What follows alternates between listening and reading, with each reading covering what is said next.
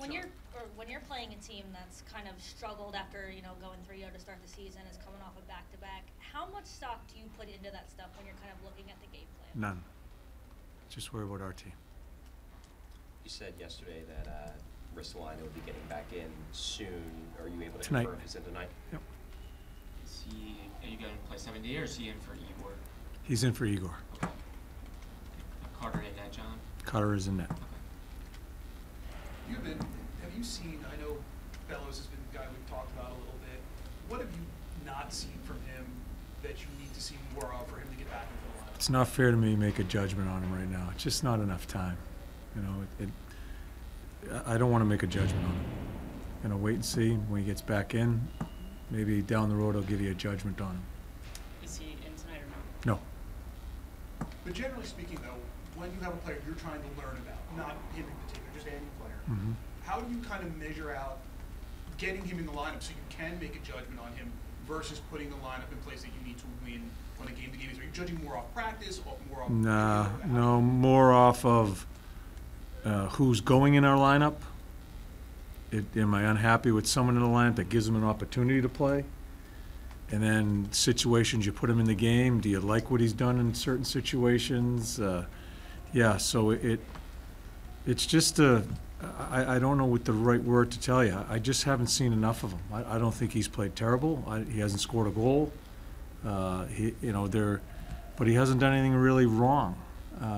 Because I just don't think I've put him in enough spots anyway. So I know you guys want to write a story on this guy, that guy, but I'm not going to give you information that I don't believe is correct because I just don't have enough for you. Going back to Ristolainen, obviously you said that pretty much everything in his game needs to improve, but is there anything specific that you're looking for him in this game to show you? Just play better positionally. I think one thing that Bradshaw's working on him quite a bit is him moving his legs with the puck, without the puck to get in position. Yeah, I think Shaw's going to help him. I do. I have so much respect how Brad Shaw looks at that position and what a player needs. I think he's going to help him. I have to weigh giving Shawzy time with him during a game, helping him, or is it in practice where he just hasn't done enough in a game and I'm going to try someone else. Igor struggled. I think it's been up and down for him throughout it, so now Risto gets a chance. Again, like I said, I'm not chucking Risto away, but just speaking in general terms, he just needs to be a better player for us. What have you seen from Travis Sanheim? Obviously, he had that tough play in Toronto, but what have you seen from him so far this season as a whole? Inconsistent. Certainly need more offense out of him. I know he's trying on the defensive part of the game as far as closing plays out quicker. I know he's trying. Yeah, he's one that it's been an inconsistent start for him too. Just being honest with you, a lot of people think it's being critical and you're running the guy down. I'm just answering your question that this is what I feel of him as a player. If we're going to stay competitive in the league, he's going to have to be better, and I think he knows that on both sides of the puck. Going back to Risto, having coached against him before, like seeing him as an opponent, when you say that he needs to be better across, like in every part of his game, is that compared to what you've seen from him before, or just that you think you can take him to another level? I don't even remember him as a player when we've played against him. I have no information on him as a player. As far as coaching against him, because kind of the way I talk with you guys, I'm so focused on my team that I really don't spend much time with that. But with Risto, it's coverages. I mean, it's across the board that we've got a back end that's in flux and young, a couple guys down in the minors that we're going to look at, I'm sure, eventually here. And I don't know what it's going to be. I want to see him stand up and be a guy that's been a veteran in the National Hockey League, play like that. And I'm not looking for goals, points, and I just want him to be sound defensively.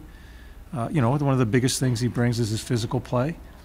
But I want him to see stop plays. It's nice to get a hit in, but I want to see the play stopped. So a lot of different things. John, you said you don't watch goalies a ton during camp, but you've been around Carter a lot now. what do you like about his approach off the ice, on the ice, all that he's done so far? Yeah, and again, we're just beginning to get in that type of relationship. Yeah, it's kind of one of the last relationships you try to build, I think, because the coach is so worried about the other stuff, and it's a position coach's job to handle him. But I watch him in where he's had a good start here. I just like that I think he's kept himself level. He hasn't gotten too big, doesn't carry himself being big. Yeah, I want him big in net when he's playing. He doesn't need to be big anywhere else. He just needs to be a good teammate, a good person, which I think he is. Got to know him in conversations over the summer and talking to him a little bit. So yeah, there's no. I don't have to worry about his preparation because I mean, those guys, it almost makes me tired watching them prepare, and so it's all good there. You know, where it happens is when is there a little swoon where there's some struggles. How does he handle that? I've got to watch that. Right now, I think he's been obviously the backbone of our team, I think he's been very. I think he's just been a humble guy. He's just gone about his business. I like that. John, I've been fortunate enough to coach some really good goalies in your NHL career, obviously, Lundqvist, Bobrovsky, Hobby Bullen. Is there anything about Carter Hart, at least in your limited time with him, where he reminds you a little bit of those guys, whether in approach or style? No, again, I don't know what the style is. I don't even know what his style is. You know, those were, when I had those guys, more veteran guys. The thing I like about Carter, I think it's a tough place. It's a tough city. I think, and that's what I like, as I've always said, it's a tough city, but I think it ends up putting skin on you, and you become a pro quicker. I think he's handled himself really well here, and I know there's been some ups and downs early in his career where he was kind of force-fed in here. This year here, I think he's calmed himself down. He's just concentrated on trying to be the best he can be. I think he's done a really good job of being a good teammate in a tough situation with a team that's trying to play better in front of him that still hasn't. Yeah, so he's it's a lot. It's a lot to ask of a 24-year-old goaltender, and I think he's handled himself very well. When you talk about being a good teammate as a goalie, what does that entail? Does that entail being supportive despite the fact that you know on some level the skaters are struggling a bit? Yeah, I just think it's a position that I think you can get caught being in your zone, which you need to be, but then you go from your zone into your bunker and you forget about there's other guys there, you know, and not so, you know, it's not always on the ice, it's off the ice too. I think that it's one of the most unique positions in all professional sports is the goaltender. And I just think you have to be cognizant that they want to see you too. You know, they want to hang with you a little bit too. And you know what I'm saying? Just that. Because it's such an easy position where you just kind of have the blinders on and you forget about everything else. You said How common is it for a goalie to be the backbone, as you said, the backbone of the team? How common? Yeah. Is it, Oh shit, it's common all through the league. You don't win in this league if you don't have a goalie. A really good goalie. The backbone is, yeah, he's the backbone of the team. Yeah. Yeah, I think all teams that win, that Tampa Bay team doesn't win Stanley Cups if they don't have the backbone of their team being Vasilevsky. He's the best goaltender in the world. They make so many mistakes that he covers up. So the question you ask me, I think every team that's going to get where they want to be, their goaltender is going to be their backbone. You said previously that you want Igor Zmola up here to develop with you guys and get used to the speed of the game, even if he isn't in the lineup. How committed are you to keeping him up here? I am. I'm committed to it, and I just want him practicing with us. I want him at this tempo. I'm going to keep putting him in and out. You know, there's some struggles. You know, there's some obvious mistakes you guys see too. That it's a struggle, but I like his length. The thing that kind of just I want him here is because I think he sees the ice. He's just a little bit nervous when he gets the puck, and just tries to get rid of it. And then there's certain plays you look at, holds on to it, he makes a play or out of our end zone. That's important for our club to develop a guy that can make a play to get us out of our end zone. And I think he's going to be able to do that. Leonard Jamal? kind of similar to that vein, not just Igor in particular, but how do you kind of balance giving those guys that developmental time while you also are trying to win hockey games? Is it, practice time, seeing it from up top as well? Yeah, it's a great question because I'm committed now, but we're going to monitor through it here. Are we hampering his development by not giving him looks in a National Hockey League game? Because that position, you need looks. You're making these decisions that forwards don't make.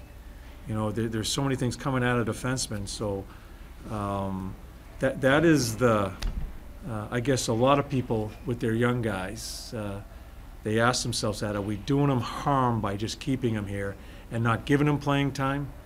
But then when we do put them in, there's still struggles and we still keep him here. Are we helping his confidence? I say I'm committed, but it also has to be a running conversation with Chuck and the management team as far as what we think is going to be best for him long term. So I hope that answers your question. John, you said obviously you're focused on yourself and not worried about the Blues, but players definitely know when a team, I think, not themselves, is struggling and St. Louis is struggling. Do you have to tell them at all to say, hey, don't overlook that, you need to focus on us? Yeah, I think they understand how we as a staff go about it here. All our tape is about us. The only tape I've shown, that we have shown, is on special teams of the opponent. I think they understand that the focus is on us, but we also bring up points. Like in my 6 o'clock meeting, I bring up a couple of points of the other team. That will be one of them. This is a really good St. Louis team. Craig Berube's a really good coach. They're a hard team, and now they lose another one, and as it mounts up, sooner or later it's going to bust for them, and they're coming at us tonight, and so we'll bring up a couple of points, but I've just always gone about it that way. I think there's so much information you give to a player that it's overload. We're giving them enough about our game. We have enough things to work on in our game to worry about another team.